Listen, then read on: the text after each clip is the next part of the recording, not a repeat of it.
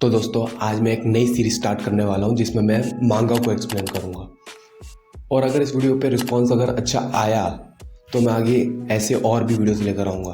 तो इस वीडियो को जितना हो सके उतना लाइक करो, शेयर करो और अपना सपोर्ट दिखाओ इस वीडियो पे।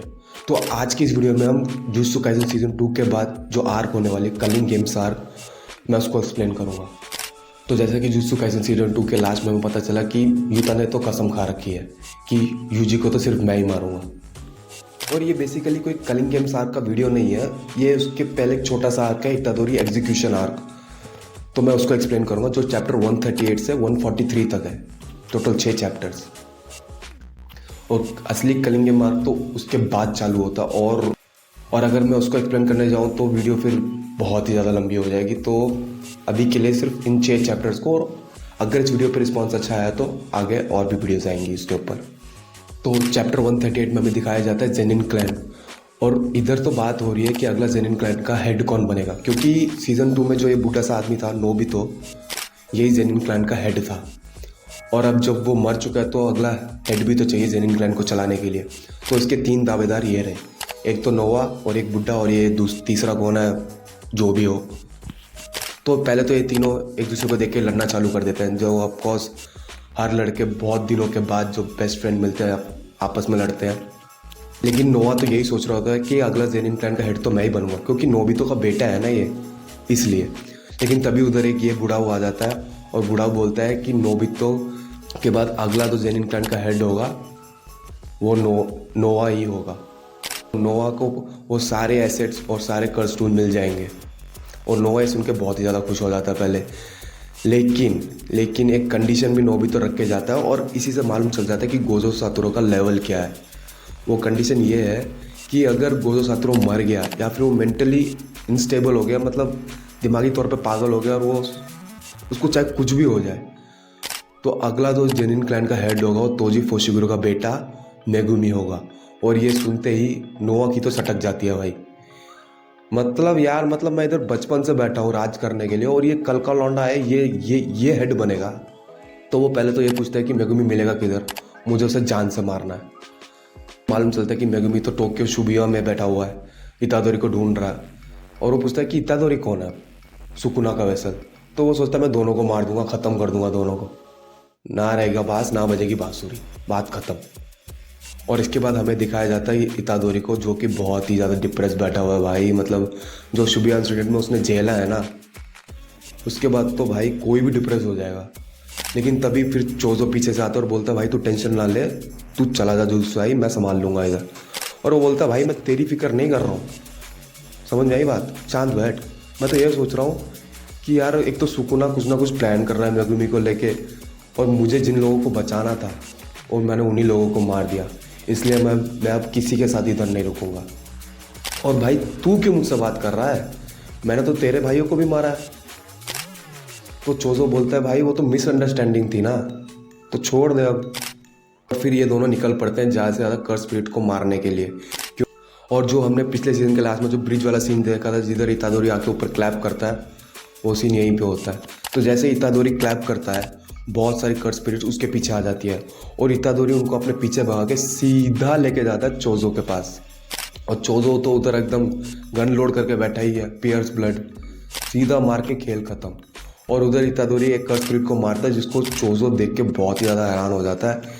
और वो सोचता है कि यार जब मुझसे लड़ रहा था तब भी ये ज़्यादा पावरफुल था, और इसकी पावर तो धीरे धीरे और भी ज़्यादा बढ़ रही है। और लिटरली ये इतादोरी को डीमन गॉड करके बुलाता है और इतादोरी की तारीफ करता है, बहुत बढ़िया छोटे भाई। वो बोलता छोटा भाई तू मुझे अभी भी यही बुलाएगा। बोलता क्यों ना बुलाऊँ मैं तो तेरे को यही बुलाऊंगा, क्यों तेरे बाप के सर पे स्टिचेस नहीं थे क्या। और जब दोनों इतनी बात कर ही रहे होते हैं तो उधर से टपक पड़ता है नोआ, और नोआ आके पूछता है भाई मेगुमी किधर है। तो सोचता है ये बंदा है कौन है, मेगुमी के बारे में क्यों पूछ रहा है। और नोवा इतादोरी को देख के बोलता है तू भाग क्यों नहीं रहा भाई मुझे देख के, तेरे को तो अभी भागना चाहिए, क्योंकि जब तक गोजो तेरे साथ था तब तक तेरा एग्जीक्यूशन रुका हुआ था, और अब जब गोजो नहीं है तो तुझे बचाएगा कौन। और इतादोरी को भी समझ आता है कि वो अब तक जिंदा सिर्फ गोजो की वजह से ही है। और इतादोरी उससे पूछता है कि तुम मेगुमी को क्यों ढूंढ रहे हो। और नोआ बोलता है कि मुझे उसे जान से मारना बस इसलिए। और इतना बोलते ही वो चोजो और इतादोरी के बीच में आ जाता है। अचानक से, और दो तीनों के बीच में फाइट चालू हो जाती है। और फाइट चल ही रही होती है कि लेकिन तभी तीनों को एक बहुत ही ज़्यादा पावरफुल प्रेजेंस फील होती है, जैसे कि कोई ताकत और शक्ति पास आ गई हो। और इतादोरी सोचता है कि ये तो गोजो है, लेकिन नहीं, वो होता है हमारा यूटा ओकुत्सु। और भाई बंदे का जो एंट्रेंस, हमेशा इसकी एंट्री ना एकदम अलग लेवल पे होती है। मुझे तो मज़ा आता है इसकी एंट्री देख के। और वो आके पहले ये पूछता है कि कौन कौन इतादोरी के साथ है। तो नोआ तो पहले अपना हाथ खड़ा कर लेता, भाई मैं तो नहीं हूँ, तो मुझे मत मार, मैं तो खुद यूजी को मारने के लिए आया हूँ। तो अब देखो, यूटा को मारना है इतादोरी को, नोआ मारना चाहता है इतादोरी को, और चोजो बचाना चाहता है इतादोरी को। तो यूटा और नोया टीम अप कर लेते हैं, और चोजो इतादोरी को सिर्फ इतना ही बोलना है कि तूने यूटा से लड़ना नहीं है, तुझे सिर्फ उससे भागना है, क्योंकि अगर तू उससे लड़ेगा वो तेरे को जान से मार देगा, क्योंकि ये एकदम गोजो के लेवल का है। ये इससे लड़ना मतलब मौत से लड़ने के बराबर है। इतादोरी बोलता है ठीक है। तो नोआ अटैक करता है चोजो पे, और जैसे ही इतादोरी भागता है उसी स्पीड पे यूटा भी उसके पीछे भागता है, और दोनों एक दूसरे को देख के हैरान हो जाते हैं। भाई यूजी तो इसलिए हैरान होता है कि बंदे के हाथ में कटाना है, फिर भी ये इतनी तेज़ कैसे भाग रहा है। और यूटा इसलिए हैरान होता है कि मुझे तो लगा था मैं इसको स्टार्टिंग में पकड़ लूँगा, लेकिन इसकी स्पीड तो मेरे से ज़्यादा तेज़ है। और इधर चोजो और नोया के बीच में कॉन्वर्सेशन चलती है कि नोया तो ये बोलता है कि भाई तुम्हारी टेक्निक तो ब्लड मैनिपुलेशन है ना, मुझे अच्छे से मालूम हो गया, तुम इससे मुझे नहीं हरा सकते। और ये सब सुन के बोलता है हमारा चोजो, देख सुन मेरी बात, अगर तूने मेरे छोटे भाई को मारने की कोशिश करी, तू जिंदा नहीं जाएगा इधर से, समझ में आई बात। लेकिन जैसे ही यूटा इतादोरी को काटने के लिए आगे बढ़ता है, इतादोरी से डॉज कर लेता है, और यूटा देख के उसको बोलता है भाई तुम तो बिल्कुल माकी की तरह है। एक खींच के एक पंच देता है कार को, और वो कार सीधा यूटा के ऊपर जाके गिरती है। लेकिन इधर इतादोरी यूटा से लड़ने को अवॉइड कर रहा था, क्योंकि ये बात वो भी जानता है कि वो अगर यूटा से लड़ेगा अकेले तो वो मारा जाएगा। तो जैसे ही वो भागने की कोशिश करता है, यूटा वही कार उठा के सीधा इतादोरी के सामने फेंक देता है। इतादोरी समझ जाता है कि इस बंदे के पास भले ही पावर कम है, लेकिन इसके पास कर्स्ड एनर्जी बहुत ज़्यादा है उसको इक्वल करने के लिए। और यूटा इधर बोलता है कि अच्छा तो तुम समझ ही गए। और इधर यूटा बताता है कि मेरे पास कर्स्ड एनर्जी गोजो सेंसे से भी ज़्यादा है, लेकिन गोजो सेंसे के पास 6 साइज है, जिससे कि वो अपनी कर्स्ड एनर्जी को ऑप्टिमाइज कर सकते हैं, और मैं नहीं। बाद वो इतना बोलता है कि अब बातें बहुत हो गई भाई, अब तेरा मरने का टाइम आ गया, अब तू मर। और यूटा और भी ज़्यादा अटैक करता है इतादोरी के ऊपर, और इतादोरी से संभाल नहीं पाता है, क्योंकि यूटा एक एलीट सॉर्सरर है। और एवरेज और एलीट सॉर्सरर में फ़र्क ये होता है कि अगर एक एवरेज सॉर्सरर किसी को पंच मारेगा ना, तो उसकी जो बॉडी में जो कर्ज एनर्जी है उससे ज़्यादा कर्ज एनर्जी उसके पंच में होगी, तो सामने वाला बंदा गेस कर सकता है कि ये मेरे को पंच मारने वाला है। लेकिन एक एलीट सॉर्सरर पूरी बॉडी में उसके इक्वल अमाउंट ऑफ कर्ज एनर्जी फ्लो होगी, इसलिए उसके अटैक प्रेडिक्ट कर पाना बहुत ही ज़्यादा मुश्किल है। और यूटा तो एक अलग ही लेवल पे खेल रहा होता है इतादोरी के साथ, क्योंकि उसने जो हाथ में कटाना पकड़ी है उसमें भी वो कर्ज एनर्जी लगातार फ्लो कर रहा होता है। इतादोरी इधर समझ जाता है कि अगर मुझे इससे लड़ना है तो मुझे कुछ ना कुछ जल्दी करना होगा, नहीं तो मैं मारा जाऊँगा। इतादोरी जैसे तैसे करके एक नाइफ ढूंढ लेता है, और नाइफ ढूंढने के बाद वो उस नाइफ में अपनी कर्ज एनर्जी को थोड़ा भर देता है, फ्लोज में लेकर आ जाता है, और इतादोरी से अच्छी टक्कर दे रहा होता है ऑल्दो यूटा को। लेकिन उधर यूटा बोलता है कि भाई तू कुछ ज़्यादा ही मेरे कटाना पे फोकस नहीं कर रहा है, और वो खींच के एक पंच देता है इतादोरी को, और इतादोरी के मुंह से खूनम खून निकलने लग जाता है। यूटा उसके बाद सिर्फ एक स्लाइस में इतादोरी की नाइफ को तोड़ देता है, और उसे हल्का सा कट भी कर देता है, जिससे उसके खून बहने लग जाता है।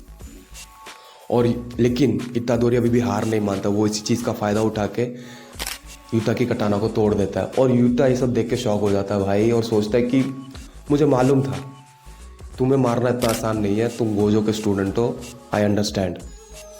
लेकिन इससे पहले कि इतादोरी उस पर अटैक करे यूटा पे, तब भी पीछे से आ जाती है हमारी क्वीन ऑफ कर्सेस रिका।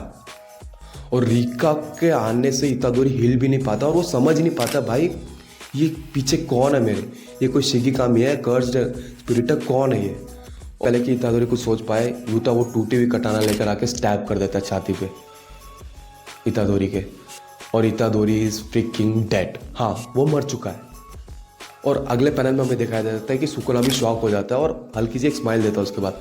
अब वो क्यों स्माइल दे रहा भाई आई डोंट नो, अगर तुम्हें कमेंट्स में मालूम होगा तो ज़रूर बता देना मेरे को। और इसके बाद सीन चेंज होता है और हमें दिखाया जाता है नोआ और चोजो की फाइट। और इधर तो नोआ भाई चोजो को कुत्ता बना के मार रहा होता है, लिटरली कुत्ता बना के, मतलब मार मार के उसका इतना खून निकाल देता है ना कि पूछो मत। लेकिन हमारा चोजो वो हार मानने वाला बंदा है, इसी खून को इकट्ठा करके सीधा एक अटैक मारता है नोआ के ऊपर और नोआ की टट्टी निकल जाती है कसम से। और इतना ही नहीं, नोआ को मारने वाला होता है चोजो, लेकिन पीछे से आता है यूटा और यूटा का सिर्फ एक पंच में चोजो बेहोश। और यूटा नोआ को देख के बोलता है कि भाई तुझे हर्ट हो गया बहुत, मैं तेरे को हील कर देता हूँ और जाके अपने सुपीरियर को जाके बोल दे कि मर चुका है इतादोरी, समझ में आई बात, जा अब भाग इधर से। मतलब इज्जत ही नहीं है भाई, जेनिन क्लैन का अगला हेड होने वाला वो शायद यूटा ना इज्जत करता किसी की। और इसके बाद हमें फ्लैशबैक दिखाया जाता है जिधर एक चश्मा पहना हुआ बंदा एक बच्चे को उठा रहा होता है और हमें बाद में पता चलता है कि ये बंदा और कोई नहीं यूजी का बाप है जिसका नाम जिन है। तो बेसिकली यूजी के बाप ने 2 शादियाँ की हुई हैं। अब भाई वो ऐसा नहीं है कि वो रंगीन मिजाज का आदमी है, नहीं, क्योंकि पहली बीवी से उसे बच्चा नहीं हो रहा था इसलिए उसने दूसरी शादी कर ली। लेकिन अगर तुमने चोजो की लाइन को ध्यान दिया होगा तो बोला था कि तो क्या तुम्हारे बाप के सर पे स्टिचेस नहीं है क्या। और इधर एक बहुत ही बड़ा ट्विस्ट रिवील होता है कि इतादोरी के बाप के सर पे स्टिचेस नहीं है, इतादोरी की माँ के सर के ऊपर स्टिचेस लगे हुए हैं। और इसी से हमें मालूम चल जाता है कि इतादोरी की माँ वही है जो अभी गेटो की बॉडी के अंदर है। भाई ये देख के ना मेरे को गूज बम्स आ गए, लिटरली अभी भी गूज बम्स आ गए। मतलब यार इतने, और अभी तो ट्विस्ट तो अभी बहुत सारे ट्विस्ट आना बाकी हैं, बहुत सारे आगे मैं पढ़ रहा हूँ ना, इतने सारे ट्विस्ट आना बाकी है तुम गेस भी नहीं कर पाओगे। खैर इसके बाद इतादोरी की आंखें खुलती हैं और इतादोरी पहले तो शॉक हो जाता है मैं जिंदा कैसे हूँ भाई अभी भी। और उसको देख के यूटा तो भाई एकदम बहुत ही ज़्यादा रिलीफ हो जाता है और हंस के वो बोलता है थैंक गॉड यार तुझे तो उठ गया। मुझे तो इतादोरी सोचता भाई ये बंदा तो मेरे को मार रहा था पहले और अभी ये पूछ रहा है कि तू जिंदा हो गया, चक्कर क्या है आखिर। तो इसके बाद में पता चलता है कि ये सब गोजो का ही प्लान किया हुआ था, क्योंकि गोजो ने पहले ही यूटा को बोल दिया था कि अगर मुझे कुछ हो जाए तो सारी यूजी की जिम्मेदारी तेरी है। क्योंकि जैसे ही यूटा को मारने के लिए सीक्रेट प्लान एग्जीक्यूट किया गया था वैसे ही इतादोरी के लिए भी एग्जीक्यूट किया हुआ है। क्यों, और वो प्लान इसलिए रुका हुआ था क्योंकि गोजो उसके साथ था। और अब जब गोजो नहीं है तो यूटा उसको बचाने के लिए आ गया है। तो यू बोलता है कि मैंने जुत्सु काइसेन के हेडक्वार्टर से बाइंडिंग वॉक कर रखा है तुम्हें मारने के लिए और इसलिए मैंने तुम्हें मार दिया। और उसे पूछता है कि तुम अभी जिंदा कैसे हो फिर। और यूटा से जवाब देता है मेरी रिवर्स कस टेक्निक की वजह से। क्योंकि जैसे ही उसने स्टैब किया था इतादोरी के चेस्ट पे उसने उसी टाइम अपनी रिवर्स कस टेक्निक को भी एक्टिवेट कर दिया था और बेसिकली इतादोरी का हार्ट कुछ देर के लिए उसने स्टॉप कर दिया था, बस इतना तुम समझ लो। और इतादोरी से पूछता है कि भाई तू ये सब क्यों कर रहा है, तुझे मालूम नहीं मैंने कितना लोगों को मारा है शुभिया में। और यूटा उसको बोलता है कि इसमें तेरी कोई गलती नहीं है, मेरे पास भी एक टाइम पे ऐसी ताकत थी जिसे मैं नहीं संभाल पाता था और मैं सारी जिम्मेदारी अपने ऊपर ले लेता था, लेकिन अब मैं उसे हैंडल कर सकता हूँ, तू भी आगे हैंडल कर लेगा तो टेंशन मत ले किसी चीज़ की बस। और इन दोनों के बीच बातचीत चल ही रही होती है कि पीछे से मेगुमी आता बहुत ही शांत तरीके से और उसको देख के तो इतादोरी बहुत ही ज़्यादा इमोशनल हो जाता है। और मेगुमी उसको बोलता है कि चल भाई चल जुत्सु चल, तू बहुत काम है हमारा उधर। और इतादोरी उससे देख के पूछता है भाई तो इतना नॉर्मल कैसे बात कर रहा है, तुझे मालूम है मैंने कितने लोगों को मारा है शिबुया में मेरी वजह से, तू इतना इतना काम कैसे बैठा हुआ है तू। मेगुमी ऐसा सुन के बोलता है देख हम लोग हीरो तो है नहीं, समझ में आए बात, हम भी इंसान है, हमसे भी गलती होती है, समझ में आए बात, हम जुत्सु सॉर्सरर्स हैं और हमारा काम है जितना हो सके उतना ज़्यादा लोगों को बचाना।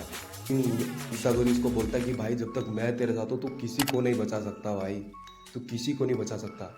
बोलता है अच्छा तो पहले तू मेरे को ही बचा। लेकिन कामोनोरी तोशी ने कलिंग गेम्स को अनाउंस कर दिया जिसमें मेगुमी की बहन भी फंस चुकी है जिसको तुमने सीज़न 2 के लास्ट में देखा था, इसलिए वो इतादोरी से हेल्प मांगने आया, भाई तू मेरी हेल्प कर, मेरी बहन को बचा। अब ये कलिंग गेम्स क्या है, इसके क्या क्या रूल्स हैं वो तो मैं अगली वीडियो में बताऊंगा। अगर इस वीडियो पर रिस्पॉन्स अगर अच्छा आया जल्द से जल्द अगली वीडियो भी लेकर आऊँगा।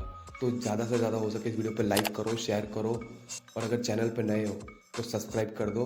और अगर मेरी पिछली वीडियो नहीं देखी जो कि hidden secrets of cotton and temple है, वो ज़रूर जाके चेकआउट करना। तब तक के लिए मिलते हैं नेक्स्ट वीडियो में। Bye bye.